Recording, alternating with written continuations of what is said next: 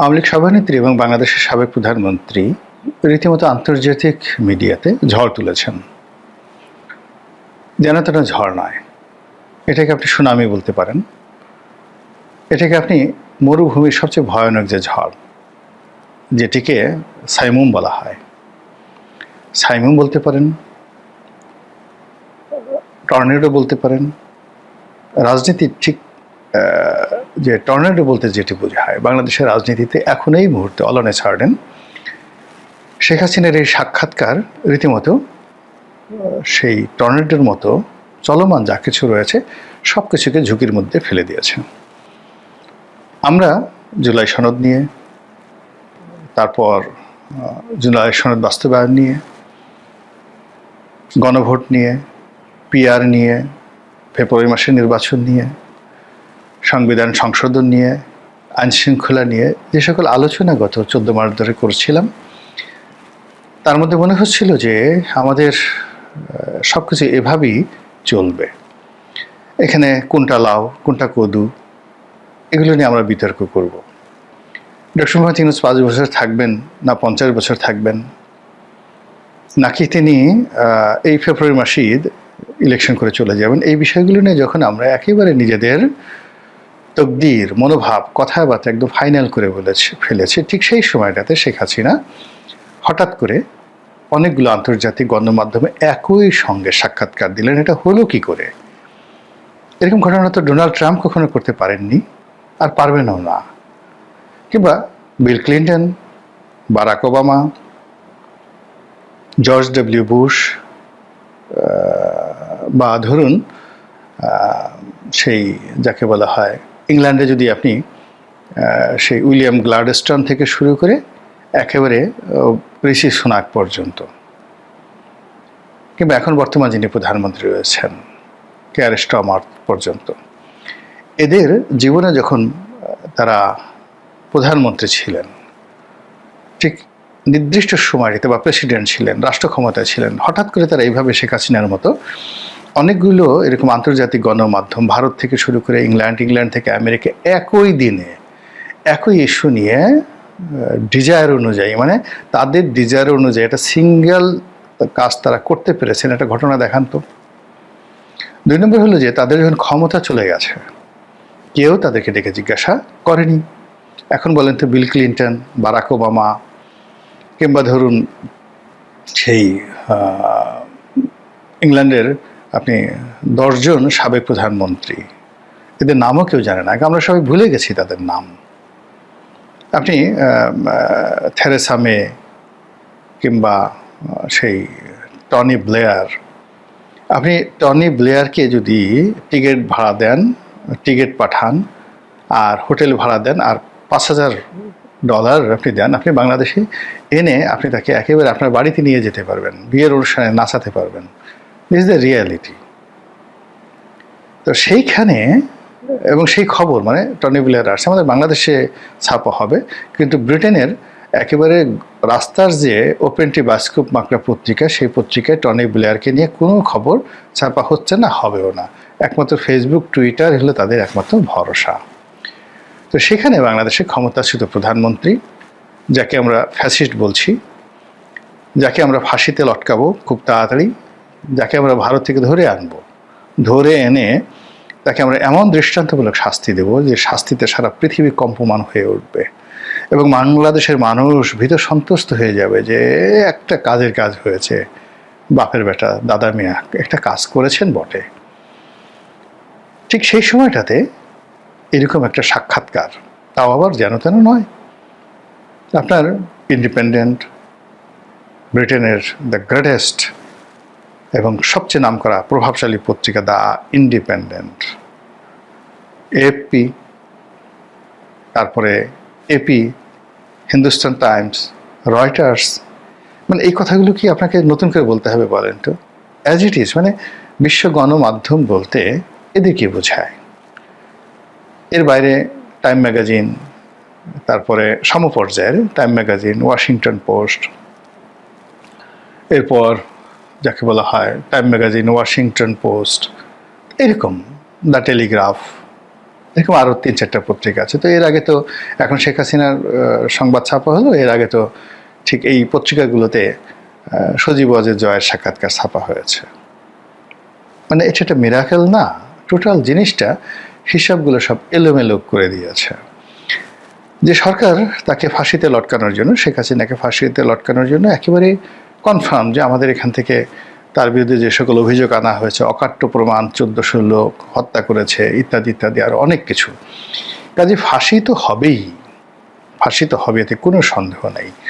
এটা নিয়ে আমরা যখন এক ধরনের একটা চিল মোডে আছে, ঠিক সেই সময়টাতে এই সাক্ষাৎকারগুলো, সেই সাক্ষাৎকারগুলো সরকারের মধ্যে রীতিমতো অস্থিরতা তৈরি করেছে। অস্থিরতা কেন? সরকার যে এখন চলছে, সেই সরকারের যে প্রধান ব্যক্তি doctor Mohammad Yunus, he is a by product of international media. Sheikh হাসিনার জমানাতে তার পক্ষে সেই নোবেল লরিয়ার যারা আছেন তারা বিরাট একটা বিজ্ঞাপন দিলেন ওয়াশিংটন পোস্ট পত্রিকাতে। আমরা খুব চমকিত হলাম যে এর মতো লোক হতে পারে। এরপর তিনি বিবিসিতে সাক্ষাৎকার দেন, আল জাজিরাতে সাক্ষাৎকার দেন এবং ইংরেজি জানা মানুষের সাথে কথা বলতে তিনি খুব স্বাচ্ছন্দ্য অনুভব করেন। কিন্তু তিনি এই সরকার প্রধান হওয়ার পরে কিংবা নোবেল লরেট যতদিন তিনি ছিলেন, শেখ হাসিনা যে কাজটি করলেন এই সময়টিতে এসে, এরকম কাজকে ডক্টর মোহাম্মদ ইউনূস করা তো দূরের কথা, তিনি কল্পনা করতে পারেন এই ধরনের একটা ঘটনা ঘটতে পারে বা তার জীবনে এটা হতে পারে, বা তিনি এখন কি শেখ হাসিনাকে চ্যালেঞ্জ জানিয়ে তিনি কি বলতে পারেন যে ঠিক আছে, শেখ হাসিনা এই কাজ করেছে, হিন্দুস্তান টাইমসে দিয়েছে, আমি সেই ভারতের স্টেটসম্যান, আনন্দবাজার, দ্য হিন্দু, এই 3টাতে দেব, ডন পত্রিকাতে দেব পাকিস্তানের, তারপরে হংকং টাইমসে দেব, ফার ইস্টার্ন ইকোনমিক রিভিউ এখন আছে কিনা জানি না, নিউজ উইক এবং টাইম ম্যাগাজিনে দেব, ওয়াশিংটন পোস্টে দেব, নিউ ইয়র্ক টাইমসে দেব এবং ব্রিটেনের দ্য টেলিগ্রাফে আমি দেব, আর ফ্রান্সের লামন্ডেতে আমি দেব, শাইটুংয়ে আমি দেব, জার্মানির শাইটুংয়ে দেব। এরকম আমি 1 ডজন আন্তর্জাতিক মানের পত্রিকায় একদিনে সেম ডেতে আমি সাক্ষাৎকার দিয়ে আমি দেখাবো শেখ হাসিনা ঘোড়ার ডিম করেছে, কিছুই মানে সে ফালতু, আমি তার সাথে আরও ভালো কাজ করতে পারি, ভালো ইংরেজি বলতে পারি, আরও ডাইনামিকভাবে পৃথিবীকে ইনফ্লুয়েন্স করতে পারি। সংবাদপত্র, বাংলাদেশের সংবাদপত্র মানে তো দূরের কথা, সারা দুনিয়ার সংবাদপত্রকে আমি ডোমিনেট করতে পারি। এই কাজটা কি ডক্টর মোহাম্মদ ইউনূস বা তার যারা লোকজন রয়েছেন তারা পারবেন এই কথাটা বলতে বা এই কাজটা মানে করে দিতে? আর যদি না পারেন তাহলে শেখ হাসিনা এখানে যে কাজকর্ম করেছে সেটা নিয়ে মানুষ, শেখ হাসিনা যারা লোকজন বগল বাজাতে থাকবে, প্যাকু প্যাকু প্যাকু, ক্যাকু ক্যাকু ক্যাকু, করো করো করো মামু, আমাদের মতো করো, দেখি কেমন পারো। আমাদের নেত্রীকে এত তুচ্ছতা ছিল করছিলা, ইংরেজি বলতে পারে না, ওটা পারে না, ওটা পারে না, এখন দেখো এই যা কিছু করে দেখালো, এখন তোমরা একটু দেখাও। আবার যদি বিএনপিকে চ্যালেঞ্জ জানায় যে আচ্ছা ঠিক আছে, উনি দিল্লিতে বসে যদি সেই লন্ডনের ইন্ডিপেন্ডেন্টে সাক্ষাৎকার দিতে পারেন, তাহলে বিএনপির নেতা তারেক রহমান সাহেব তো লন্ডনে আছেন, তিনি একটু দেন না এরকম একটা সাক্ষাৎকার, এইভাবে দেন, বিবিসির সঙ্গে দেন, ইন্ডিপেন্ডেন্টের সঙ্গে দেন, টেলিগ্রাফের সঙ্গে দেন, ব্রিটেনের বাইরে যাওয়ার দরকার নেই, ওখানে দেন, আমেরিকায় দেওয়ার দরকার নেই। বলে তো বিএনপি কী জবাব দেবে আওয়ামী লীগের লোকের কাছে? মানে রাজনীতিতে হলে কি এটা একটা শো আপ। নিজের একটা ছোট্ট উদাহরণ দিয়ে বলি যে এটা মানুষের কতটা ইনফ্লুয়েন্স করে। আমি যখন প্রথম 2001 সনে নির্বাচন করতে গেলাম, এই যে ফরিদপুরের সদরপুর চরভদ্রাসন ভাঙ্গা, এখন যে আসনটা ওই আসনের, তখন ভাঙ্গা একটা আসন ছিল, সদরপুর আর চরভদ্রাসনে আসন ছিল, আর আমার নিকটতম প্রতিদ্বন্দ্বী ছিলেন একে আজাদ সাহেব, হামিম গ্রুপের একে আজাদ সাহেব। তো তখন আমি যে গাড়িটা চালাতাম সেই গাড়িটা ছিল, আমার যে গাড়িটা নিয়ে যেতাম সেই গাড়িটা ছিল হলো পাজেরো V6, এবং ওটা আমি যখন কিনেছিলাম তখন ওটাই ছিল হায়েস্ট গ্রেডের গাড়ি বাংলাদেশে। এর বছরখানেক পরে হঠাৎ করে নতুন যে LX 470 লেক্সাস যে জিপগুলো, যেগুলো মূলত 4700 সিসির সিগনাস, তো 4700 সিসির সিগনাস গাড়ি একে আজাদ সাহেব ওই আমলে কিনে ফেললেন ওটার দাম ছিল তখন 70 লাখ টাকা 2001 সনে। তো উনি সেটা গাড়ি কিনলেন। কেনার পরে এখন আমিও রাজনীতি করি, সেও রাজনীতি করে। তো তখন তার কোম্পানিতে প্রায় 5,000 লোক চাকরি করে 2001 সনে। এখন তো তার কোম্পানিতে প্রায় 30-40 হাজার লোক চাকরি করে, তখন 1000-5 লোক ছিল। আর ওইরকম একটা গাড়ি নিয়ে গেছে। আর আমার তখন ট্রেডিং ব্যবসা, গার্মেন্টস আমি তখন কিছু করিনি। তো একটা পাজেরো গাড়ি চালাই। তা আমার যে ব্যবসা, এই ব্যবসার জন্য তখন আসলে আমি যখন গাড়ি কিনছি তখন পাজেরোর উপরে দামি গাড়ি বাংলাদেশে ছিল না, কিন্তু পরবর্তীতে ওই গাড়িটা আসছে। তো যাই হোক, এখন একটা অনুষ্ঠানে পাশাপাশি আমার অনুষ্ঠান হচ্ছে, একে আজাদের অনুষ্ঠান হচ্ছে। তো আমার নেতাকর্মী, একে আজাদ সাহেবের নেতাকর্মী, কর্মী সমর্থকরা তারা ঝগড়া শুরু করেছে। তোর নেতার কয় টাকা আছে, তোর নেতার কি আছে, তোর নেতার কি আছে, লেখাপড়া আছে, ইত্যাদি ইত্যাদি। এগুলো নিয়ে ঝগড়াঝাটি করতে করতে একটা সময় চলে আসলো গাড়ি।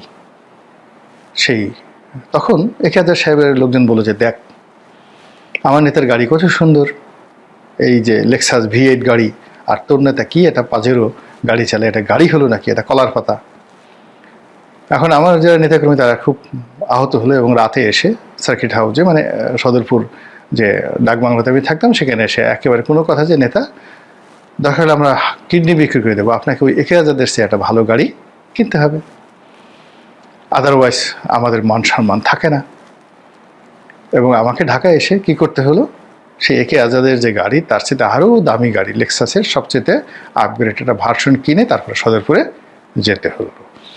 এই রাজনীতিতে ভুং ভাং, মানে এরকম ভুং ভাং আছে, তার সাথে সাথে আবার শক্তি। এখানে আপনি আপনার যারা প্রতিপক্ষ আছে তাদের চেয়ে আপনার মাসেল পাওয়ার বেশি থাকতে হবে, অর্থ পাওয়ার বেশি থাকতে হবে, সাহস শক্তি বেশি থাকতে হবে। আপনি কিছু করেন আর না করেন, ভুং ভাং আপনার থাকতে হবে। যখন আপনার প্রতিদ্বন্দ্বী যেমন, আপনাকে ঠিক তদ্রুপ, তার সেটা আরও 10 ডিগ্রি অ্যাঙ্গেলে বেশি যদি আপনি করতে না পারেন তাহলে হবে না। যেমন শেখ হাসিনা ধরেন এই বাংলাদেশ খুব শক্ত হাতে চালিয়েছেন, খুব শক্ত হাতে চালিয়েছেন। ডক্টর মোহাম্মদ ইউনূস শান্তির দূত, নরম হাতে চালাচ্ছেন। এখন বলছেন যে না, শেখ হাসিনাই ভালো ছিল, আমরা যে পেদানি খেতাম, মার খেতাম, গুম হতাম, এটাই ভালো। এবং এটা মানে দুঃখকর ব্যাপার নয়, এটাই হলো হিউম্যান সাইকোলজি। আপনি এই একই অবস্থা বনি ইসরায়েল জাতির মধ্যে ছিল। হযরত মুসা নবীকে বলেন, হে মুসা তুমি কি শুরু করলা, আমাদেরকে মিশর থেকে নিয়ে আসলে, আমরা সেখানে কত সুন্দর কাজকর্ম করতাম, আমরা মাঝে মধ্যে মার খেতাম, আমরা দাসী ছিলাম, দাস ছিলাম, ওখানে মিশরের যারা ভূমিপুত্র কিপ্তি তারা আমাদেরকে মারতো, কিন্তু আমরা তো পেঁয়াজ, আদা, গম, পোলাও, কুরমা, রোস্ট এগুলো খেতে পারতাম। আর এখানে তোমরা মরুভূমির মধ্যে আমাদেরকে আটকে রেখেছো, আকাশ থেকে বিকেলবেলা খাবার পড়ে একই খাবার, মান্না সালোয়া খেতে খেতে আমরা অস্থির হয়ে গেছি, বসে থাকতে থাকতে আমাদের মোটা হয়ে গেছে। এটাই একটা জীবন হলো? এই হলো মানুষের চরিত্র। মানে মানুষ কখনো তার বর্তমানকে নিয়ে সুখে থাকতে চায় না। তো সেই দিক থেকে ওই যে শেখ হাসিনা এখন যে আন্তর্জাতিক গণমাধ্যমে যে সাক্ষাৎকার দিলেন, যে সকল কথাবার্তা বললেন, সেটা তার যারা এই মুহূর্তে প্রতিদ্বন্দ্বী তাদের পুরো রাজনীতিকে তিনি একটা চ্যালেঞ্জের মধ্যে ফেলে দিয়েছেন, কর্মকাণ্ডকে চ্যালেঞ্জের মধ্যে ফেলে দিয়েছেন। এবং এটা মানে আওয়ামী লীগের লোকজন এখন গিয়ে দেখেন ফাটিয়ে ফেলছে। হায় হায়, নেত্রী যদি থাকতে হয়তো এমনই হওয়া উচিত। কিসের অবস্থা, আমরা আবার আসছি, আবার এটা মানে মুহূর্তের মধ্যে আপনি দেখবেন যে এরপরে আওয়ামী লীগের যে কয়টা আপনি মিছিল হবে, আপনি সেই মিছিল ঠেকাতে পারবেন না। এবং সেটা মিছিল ঠেকাতে হলে আরও 3-4 মাস আপনাকে সেই জুলুম অত্যাচার করে, মানে যাকে পাছা লাল করে না দেওয়া পর্যন্ত আপনি সেই এই যে কয়েকটা সাক্ষাৎকারে আওয়ামী লীগ নেতাকর্মীদের মধ্যে যে উৎসাহ এবং উদ্দীপনা আসলো, এটা আপনি থামাতে পারবেন না। তো সেই দিক থেকে এখন সরকারের যারা লোকজন আছে তারাও তো এই কর্ম করেই আসছে। আন্তর্জাতিক মিডিয়া, আন্তর্জাতিক দাতা সংস্থা, বিভিন্ন NGO, বিভিন্ন প্রেশার গ্রুপ, বুদ্ধিজীবী মহল, থিঙ্ক ট্যাঙ্ক, তাদেরকে ম্যানেজ করেই তো আজকের এই পর্যায়ে আসছে। তো ঠিক সেই জায়গাটায় তারা যখন রাষ্ট্র ক্ষমতায় বসে শেখ হাসিনা যে কাজগুলো করেছেন সেই কাজগুলো তারা করতে পারছে না। আবার ওদিকে তারা যে কাজগুলো অতীতে করেছেন তার সাথে 100 গুণ বেশি দক্ষতা এবং ইফেক্টিভনেস নিয়ে শেখ হাসিনা হঠাৎ করে যে এতগুলো আন্তর্জাতিক গণমাধ্যমে সাক্ষাৎকার দিলেন, যেখানে মানে আমাদের দেশের একেবারে রাস্তার ফকির যারা সাংবাদিক, ফকির সাংবাদিক, তারাও যেখানে মনে করতে যে শেখ হাসিনার সাক্ষাৎকার নেয়ার দরকারই না, মানে এটা ব্যাপার হলো নাকি।